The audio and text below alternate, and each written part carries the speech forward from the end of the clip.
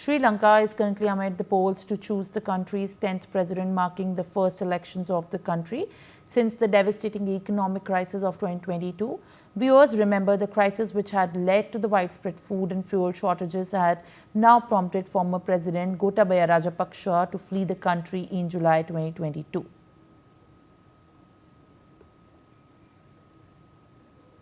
Now, the polls in Sri Lanka are going to be the first after the shortage that has now rocked the country, where we have seen how visuals of desperate need actually came forward from Sri Lanka.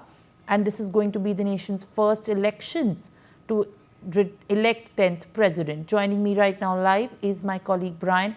Brian, this is in fact the time for Sri Lanka to now strengthen the electoral reforms and to also electoral integrity as first elections after the entire crisis that had led to the people running out of food and water supplies is actually now happening. What exactly now going to be the expectations from the elected representatives of the people of Sri Lanka who have suffered very badly during the shortages just few months back?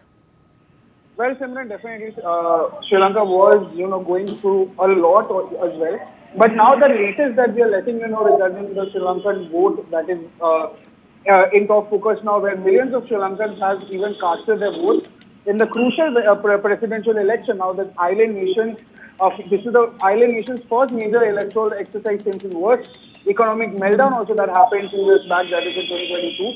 Now this election will be a test for President Ranil Wickremesinghe, who has rather claimed credit for putting the country on the road to discovery. Now, there are analysts also that have said this election is the most keenly contested of all presidential elections since 1982, with 38 candidates in the fray. Now, some 17 million people are eligible to vote, at least in 13,400 polling stations. Over 200,000 officials have also been deployed to conduct the election, which will be guarded by 63,000 police personnel also. The voting started at around 7 a.m. and will continue till 4 p.m. And the results are expected to be out by Sunday, that is tomorrow. Now, 27% of the voters have already casted their votes, and which is even said by the Colombo City Deputy Election Commissioner Bandaramappa. And even to the fact, Namal Rajapaksa, who is the presidential candidate, even said that every vote matters for Sri Lanka's future.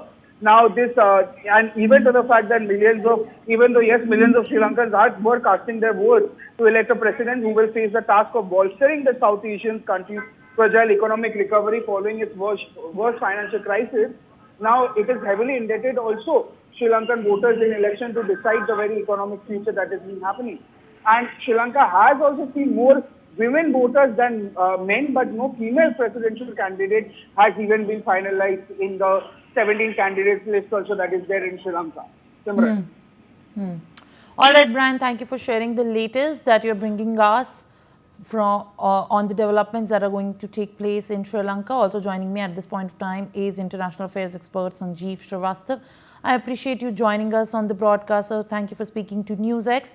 Right now, as Sri Lankans are voting for the new president in the first elections that have happened after the mass crisis unfolded, and also during the country's worst ever economic crisis unseated the leader in 2022. What is exactly, the big change that's expected in the land of the island where, many are still struggling to make the ends meet because of the excessive tax hikes, and there are, of course, cuts and subsidies presently at the heads of the people who are actually trying to make the ends meet. But at this given point of time, is there a hope for a better future for Sri Lanka, because now they are going to be voting for electing a new president? Well, I think Sri Lankan voters have faced a very severe economic crisis. As you yourself said, the worst ever in the Sri Lankan history in 2022. And they have, gradually come out of that crisis, and they are becoming more stable economy.